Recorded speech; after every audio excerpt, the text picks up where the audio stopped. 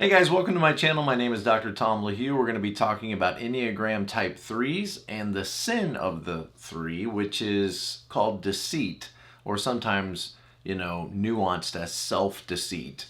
But it's deceit nonetheless, and remember, the truth will set you free. So we're going to look at the truth today of Type 3s and how we can show up to life and be more fully present, how we can love those people in our lives that are Type 3s, how we can tap into the awesomeness of Type 3 to accomplish more in our lives. So let's jump into this topic, and before we do, a reminder in the description below is a link to my website, tomlahue.com. I do offer Enneagram coaching. It's life coaching or relationship coaching based on this framework of the Enneagram. It's a fantastic tool to help us know more about ourselves, our blind spots, how to have compassion for ourselves, and how to get along with the people in our life that we love. Let's face it, relationships can sometimes be challenging, and at times in life we can feel a little bit overwhelmed and we need support. And my Present to Life coaching program is designed specifically around your unique personality, your unique design. Check that out, as well as many different learning opportunities on my website. There's on-demand courses that are always available, but I've got some upcoming courses live on Zoom on Enneagram coaching, relationship coaching, and other things as well. So take advantage of all that information. Also, you can download free ebooks on my website.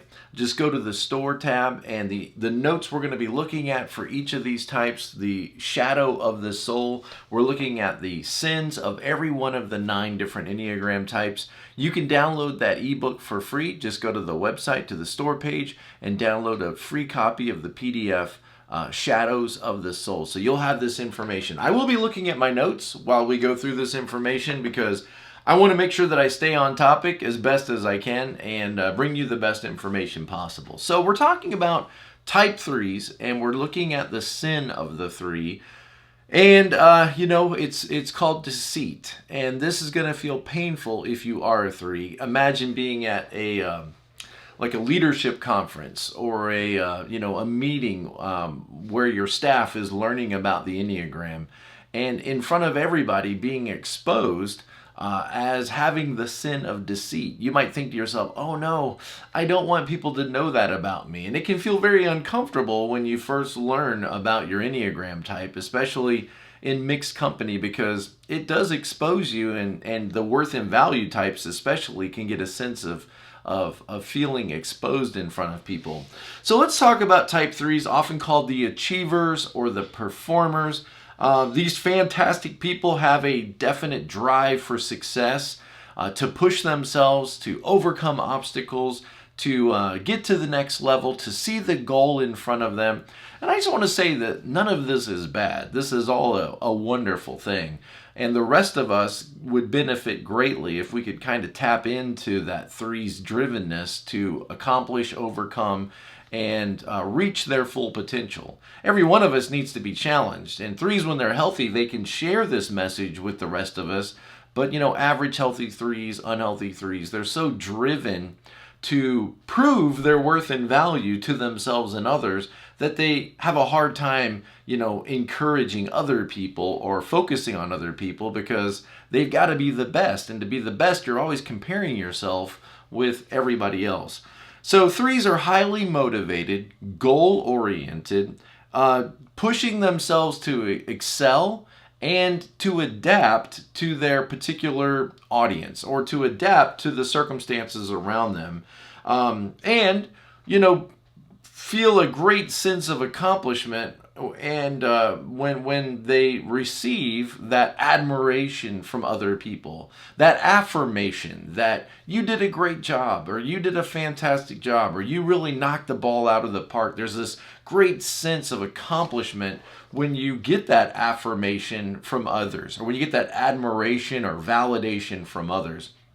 Being a worth and value type, it's very important to you how you are perceived by others. And this would be perceived as a weakness by other types, maybe 5s and 1s and 8s. They might look at that like, why do you care so much about the the opinions of other people. You should just focus on doing the right thing, or just focus on being authentic to yourself, or just go after something because it's what you want. Why do you need other people to acknowledge it and to give you admiration or affirmation for what you did? And of course, because you're in the worth and value group, it's important for worth and value types 2, 3, and 4 to get a certain response or a certain message from the people around them. And for 3s, they want to get a message that they are competent, that they are capable, that they are, the sort of person that accomplishes and achieves, not the sort of person that fails. And but the reality is all of us are going to fail at times. And you could say the great fear of the 3 is of being a person with no worth or value, or to be a person that has failed or is a failure. The wrong sort of person, I would say it that way. The fear of being the wrong sort of person, or being perceived inappropriately or inaccurately as the kind of person without worth or value. And again, remember, the cure to all this is reminding ourselves that every person has worth and value already. Every person uniquely designed by God, inherent in our DNA. God has wired us with value and worth. And there's nothing we can do to change our worth and value. We might change our perception of our worth and value, but every person has worth and value already. And this can be a hard thing for some of us to remember at times, especially when we're not doing well, or when we've just blown it, or when we've made a mistake, or when we fumbled the ball. We might really beat ourselves up and forget that our worth and value doesn't come from what we accomplish. It doesn't come from what we achieve. And even if society around us reinforces this message that your worth and value comes from your financial portfolio, or from your resume, or from your educational level, that doesn't mean it's true just because society validates that message. All right, so adapting themselves to achieve the recognition, the attention, the appreciation, the admiration of being a success in the eyes of others. The core sin or passion that 3s grapple with is called deceit, or deception, or sometimes nuanced as self-deception. And what is that? Well, it's not necessarily direct, straightforward dishonesty. It could be. It could be just lies. Like, it could just be like, think of that middle school kid who gets up and tells a story about what happened to them and how they accomplished something, and you just know they're lying. Like, they're literally talking about going into outer space on the weekend. Them and their uncles built a rocket ship, went into outer space, and you're like, no, I don't think this really happened. So it could be direct, flamboyant, just bold-faced lies and deception to try to impress people. But usually that's not necessarily, among adults, that's not necessarily how you're going to see this lived out. Think of it more as a form of self-deception.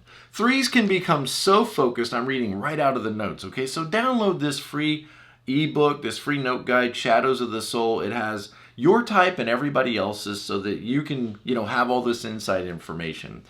But 3s might start believing their own constructed identity that they have promoted about themselves, or their persona. So let me read exactly the way I have it written. Type 3s can become so focused on achieving success and constructing an impressive image that they might start believing this constructed identity as being their true self, or their authentic self. In other words, 3s, if you're not careful, you can kind of go into the business of image management. I need to make sure that people perceive me in this certain way, that people perceive me as capable, as strong, as competent, as independent. It's always going to be those kind of obvious things of, like, what does a hero look like? Think Gaston from Beauty and the Beast. It's always going to be those typical, expressions of somebody who's accomplished, somebody who is together, somebody who is capable. Now, it may vary from group to group. I mean, whether this 3 is a part of a motorcycle gang and wants to be perceived in those terms, or whether they're a part of a a CEO of a nonprofit or a CEO of a profit company, it can be nuanced based on their audience, based on the group around them. But it's always going to be, I want to be perceived as somebody who is capable, strong, accomplished, independent, observant, resourceful, somebody who will push themselves, who will do what it takes no matter what the cost or no matter what the effort in order to reach the goal. And again, sometimes the deception could be, playing fast and loose with the truth in order to accomplish the goal. Think like pragmatism, being very pragmatic, reaching the goal and coloring outside the lines if you need to. I mean, who cares if we fudge some of the numbers, as long as at the end of the day we make the sale. But more often than not, when we think about deception of threes, we tend to think they start believing their own lies. They start believing their own myth. They start believing their own constructed image. And so threes often find themselves in this exhausting, it's got to be exhausting, this exhausting, never-ending image management business. I need to be seen as. I need to be perceived as. And again, that's not the same thing as like the way a one thinks of I need to be a diligent person. I need to be this kind of person. But it's more of I need to be seen as or be perceived as this kind of person. Like that's where the focus goes. This constructed identity. They may lose touch with their own true feelings. In other words, their authentic self, what they actually value and actually care about, fades into the background. And then what takes the focus is I need to care about whatever it takes in order to accomplish the goal, or in order to be perceived in this certain way by my respected audience. And so they could lose touch of their authentic or their true self, maybe easier than some of the other types because of this. And sometimes when I work with threes, they often have no more sense of themselves than sometimes, like you might think a 9, who is often blind to themselves. They see everybody else's perspective but have a hard time seeing their own. And often when I work with threes, they suffer from a very similar problem. Now, granted, they may be more quote unquote successful, by financial standards or by perception standards, but they may very well have lost sight of their own true interests and values.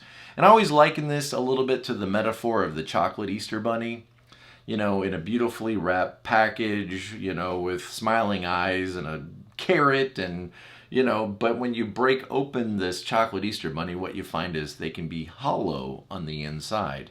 And threes, if you're not careful, can kind of hollow out your own inner self or hollow out that inner core, because if you were to focus on those things that are really valuable and important to you, if you were to give time to that, it might slow you down from being able to accomplish and achieve and promote as much as you do.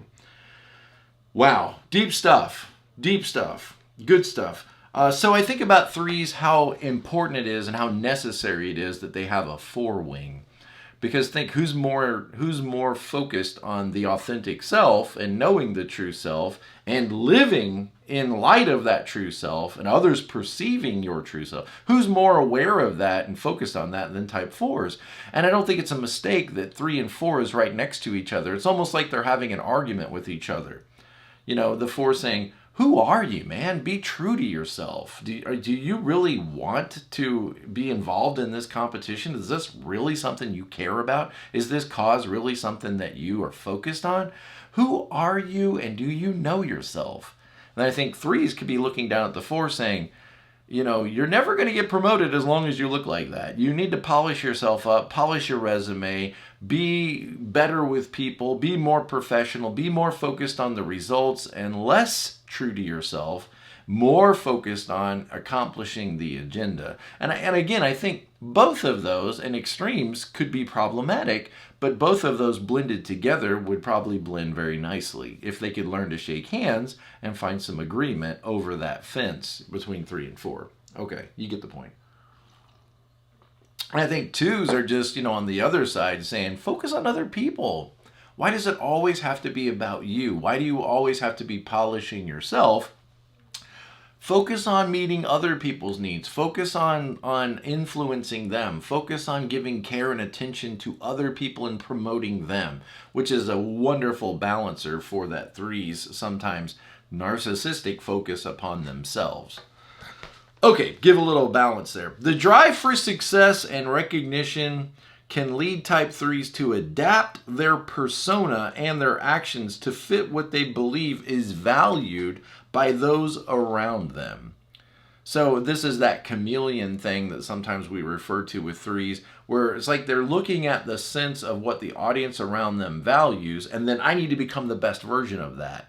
Now I know what I need to do. Now I know what I need to become. I am who they say I am. And so I need to become what those people value the most. So if they value beauty and they value attractiveness, then I've got to really focus on becoming a beautiful, attractive person. If they value strength and independence, then I've got to project strength and independence.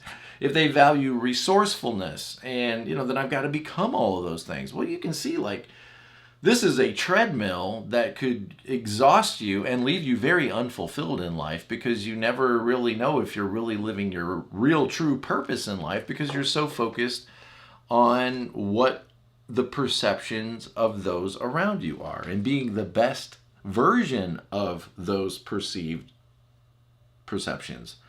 How many perceived perceptions can you put in a sentence? I don't know. So adapting their personas and actions to fit what they believe is valued most by those around them. While this can lead to significant achievements, of course, you probably will be very successful. I think if everybody had a boulder chasing them that told them that they didn't have any value unless they were the best, unless they were pushing themselves all the time, unless they were driven, even on the weekends, if everybody had that boulder chasing them, then I'm sure most of us would be a lot more impressive in all that we've accomplished. But the question is to what extent does this damage your ability to be present to life, mindful of life, and to build relationships with each other, and just to have some general peace in your life? To just experience peace in your life. Okay, so yes, no doubt that this would push you to great achievements, or the depression of feeling like you're a failure because you haven't accomplished those achievements, or at least to the degree in which you've set out. It also risks their personal authenticity. It also risks you fracturing yourself and fragmenting yourself by believing that that is who you truly are, and turning your back, you might say, on your true identity, turning your back on your real self. This can lead to a sense of hollowness, which is going to feel false, which is going to sound like deceit. When you think hollowness, think mask, think actor, think hypocritical. Okay, think an actor with a mask gives the impression on the stage, but inside there's something different going on. And so this hollowness is going to come across as phoniness or fakeness or slimy salesiness. And people, when they eventually see this or see through this persona, they may decide that there's problems in this relationship. And what would you do then?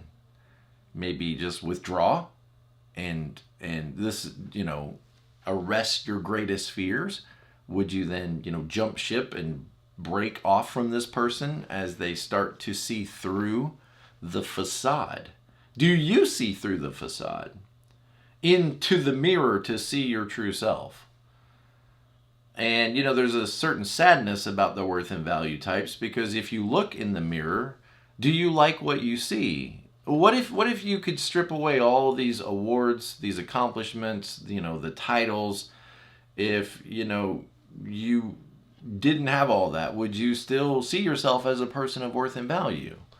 Would you still love yourself and appreciate yourself for who you are, or only that best version of yourself that impresses others?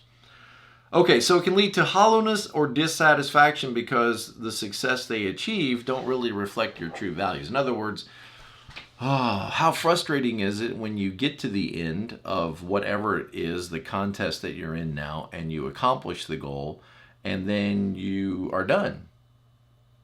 Is there this great sense of fulfillment now? Like, oh, I accomplished this, I won, now I can be done with this pursuit and just relax and just enjoy this new level, this new experience? My guess is it's probably just hours or minutes or days before this old former goal is replaced with a new one.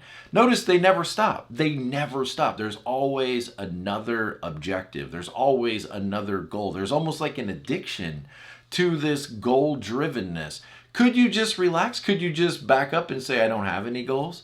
I don't have any. I just have the goal to relax. I have the goal to enjoy myself. I have the goal to just take a break, to just have some peace in my life, to just spend some time with my family, to just spend some time getting to know other people and loving them and be present to them and available to them. I have nothing to prove. I have no agenda to accomplish except to just be and just experience the fullness of life today. My guess is that's kind of what's missing. And a lot of times when threes, enter into coaching with me, they look at the Enneagram like, how can I use this to further my agenda, further my goals, and further accomplish, and further win with people, and further overcome my obstacles, and further push myself? And really, I think the Enneagram isn't necessarily designed to help you be even more compelled and impulsed in your already three impulses.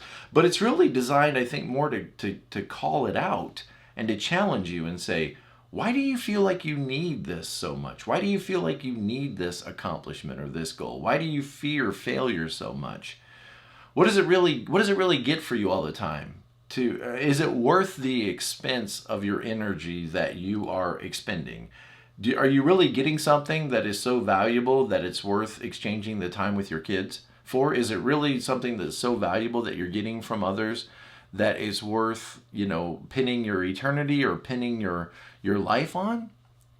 What are you really getting out of this? Do you get to the end of that marathon? Do you get to the end of that, retreat and think, okay, well, good, now I can relax, now I can rest, now I can celebrate my accomplishments? Or do you just immediately replace that former goal with a brand new goal, and the boulder starts rolling again, and you can never, ever let up your intensity or your drivenness?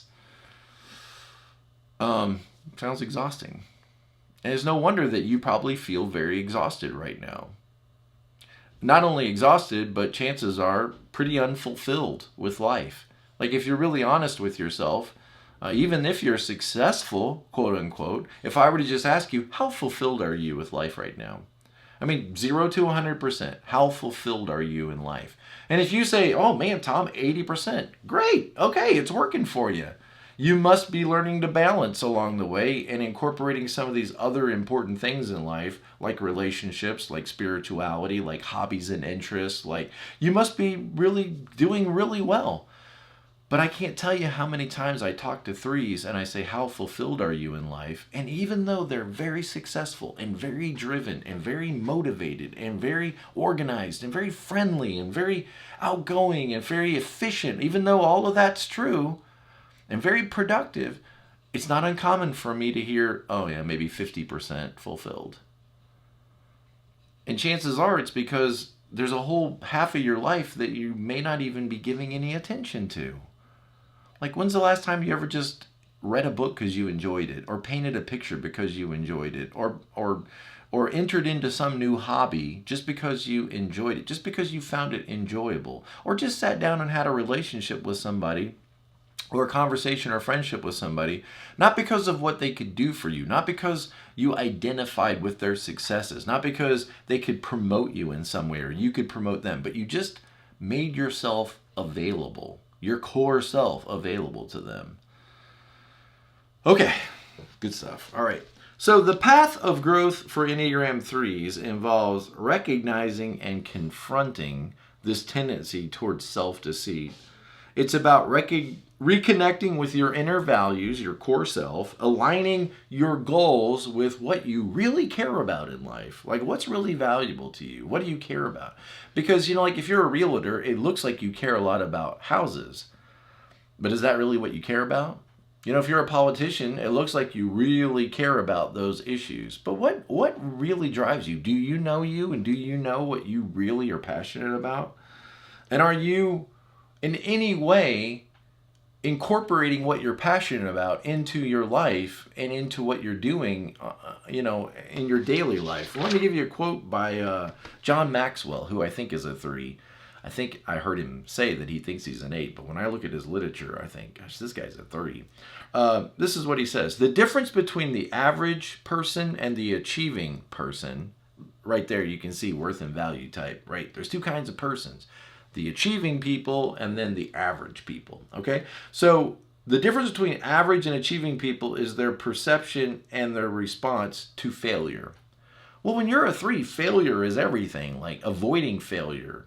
And there comes the deceit, because even if you did fail or you got close to failing, you might polish that away from yourself. Like, well, that wasn't really me. That was the other team members. That wasn't. Here's something else John Maxwell says. The greatest mistake we can make is living in constant fear that we will make a mistake. And again, I don't think that's 8s. I don't think that's the way 8s think. I think that's the way 3s think. Is like, I can't, and 1s, I can't make a mistake, or I can't fail.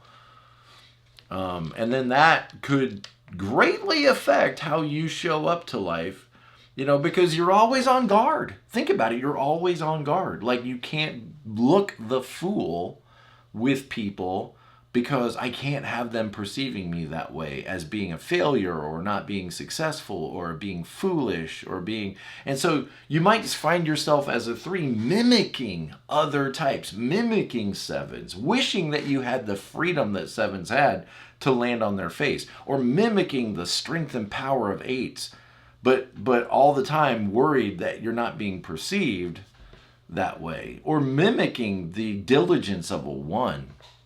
The integrity of a 1, but really lacking at that internal core that 1s have. And you may, like on the Enneagram, in a sense, be like the mockingbird for every other type. And never really, feeling very secure in yourself, about yourself, for yourself. And that gets to this idea of constant image management that is going to be so exhausting. The mockingbird. Interesting. Did I just come up with a new metaphor for 3s? Okay, so reconnecting with their inner values, aligning their goals, genuinely what's important to them. They rather than what they believe is expected of them in order to gain the external validation. Again, how important is it to you to get that external validation, or that perceived perception by other people? How much does that really drive and motivate you in life? And again, a little bit of that's not bad. Like, there's probably some types that should care more about that. 5s, 4s should care maybe a little bit more about how they're coming across, or how people are perceiving them. Maybe some 9-wing 8s, 7-wing 8s, they should care more about other people's perception of them.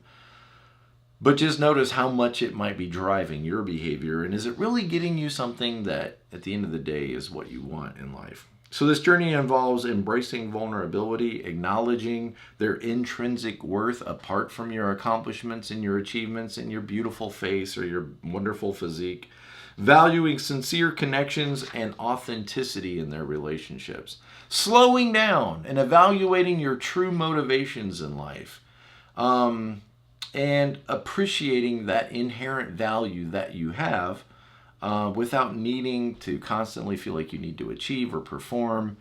In this way, 3s can find a more authentic, fulfilling path in life, and no longer need to be the most valuable player at work or on the team, but contributing to other people's value by influencing and challenging and encouraging and bringing all that beautiful 3 energy into the group and inspiring the rest of us who are not 3s, that maybe we have become complacent and maybe we could push ourselves and overcome some obstacles. So in other words, when you're doing really well, you bring to others the very thing that drives you when you're not doing so well.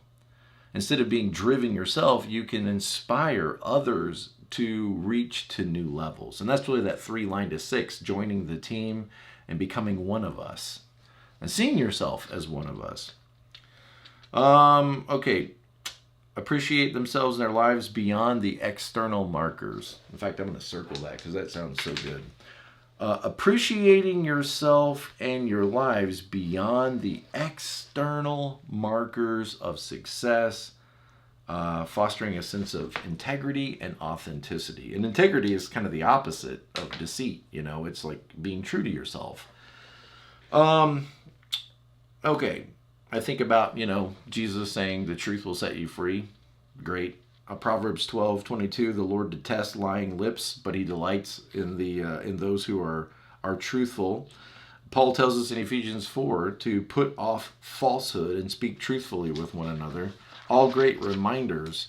And I had just one more page of information, just a couple of points here. Healthy steps for type 3s. What can you do? 1, embrace vulnerability. Recognize that you may have become very guarded around people and very protective of your persona, very protective of how people perceive you. And notice you kind of feel like you're always on guard. You might just put a sword right through the center of this by learning to express your shortcomings directly and just saying to people things like, hey, you know what? I don't have all the answers. Or, you know what? I'm still a work in progress. Or, boy, I can tell you this, I know I don't have it all together. Sometimes just leading with some of those self-deprecating things, not so much because you want to change their opinion of you, but you just need to remind yourself verbally, that I don't need to push myself always to live to this impossible standard. So sharing your own personal challenges and shortcomings, I know you think your failures are what's going to make people despise you, but it's really quite the opposite. When you share your failures, it's going to make people start to probably feel connected to you. And the very thing that you're afraid of, like being perceived as a failure, is probably a shortcoming in how you interact with people. I would challenge you to think about one of your greatest failures. Now, don't be gross. Don't tell us about your prom night and just leave that stuff out of it. But think about if you were in business, think about some time when you really just did the wrong thing and you screwed it up and you blew it and you lost the company $10,000. And then think about that and how it makes you feel to relive that or to rehearse that. Feel how gross it feels and how awful it feels. Let yourself just go back to that moment. And then remember, you recovered. You recovered from that. You made it through that. You didn't die. You didn't get thrown into hell for that. You recovered and you're okay and you could breathe. You kept breathing. And I would challenge you to consider telling that story, making that a part of your testimony. Not so that everybody can see how you overcame. Oh, I hit this low, but I overcame. Don't focus on that. Focus on just how it felt.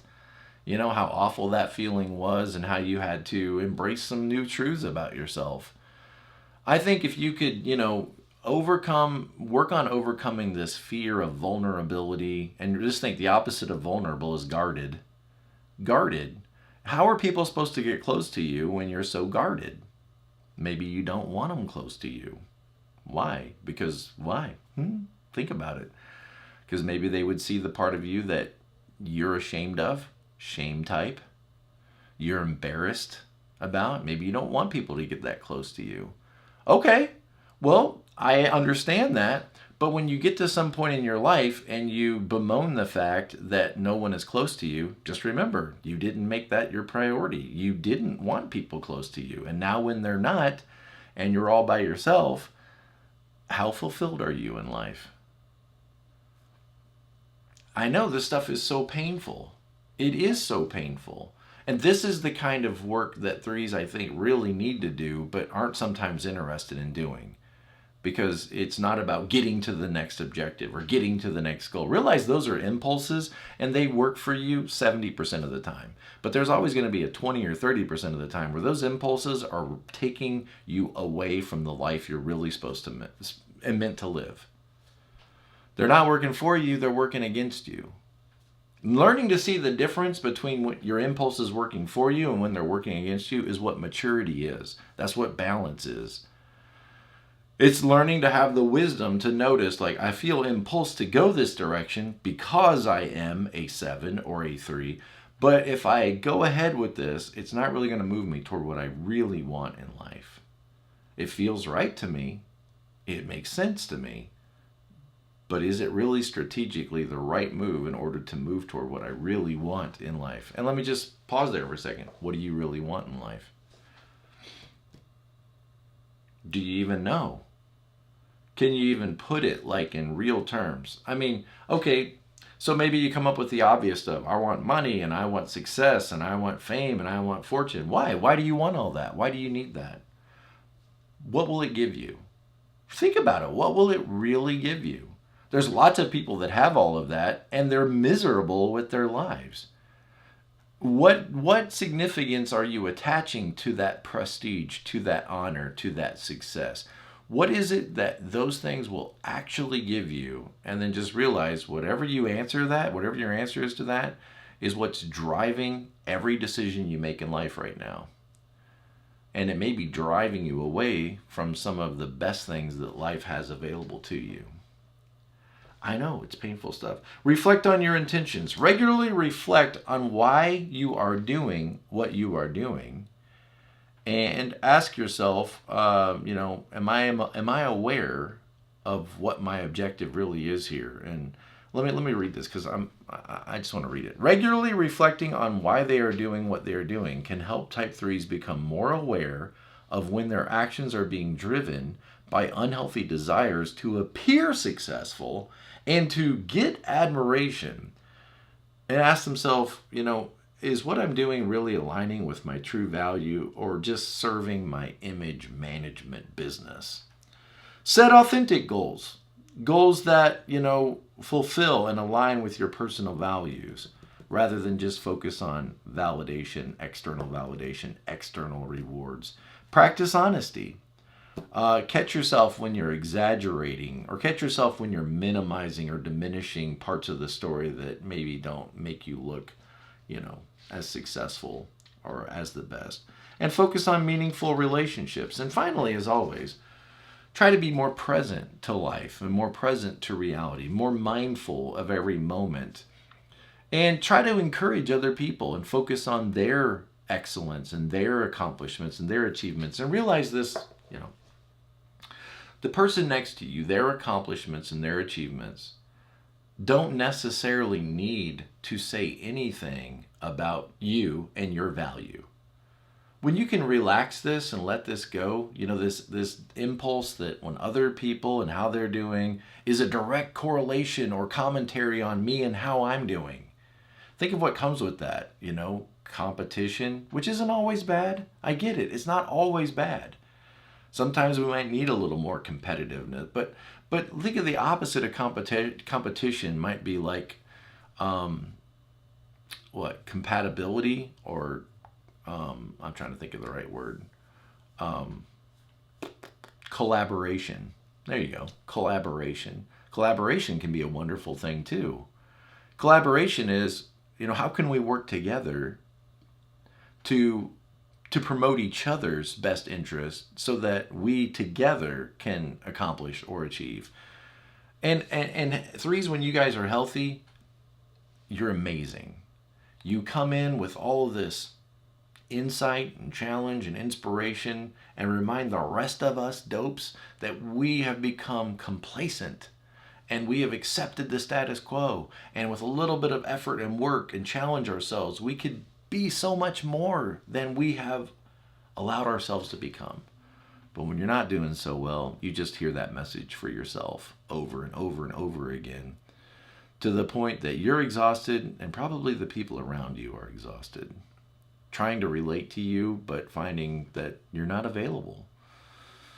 So learning to be more mindful and present to life, learning to slow down, learning to consent more, learning to rest more, and learning to really engage with your inner self and care a little bit more about what you think about you rather than what does everybody else think about you. Love you guys. Wish you the best. Thanks for checking out this information. I hope it's helpful to you. And as always, be present to life. I'll see you next time.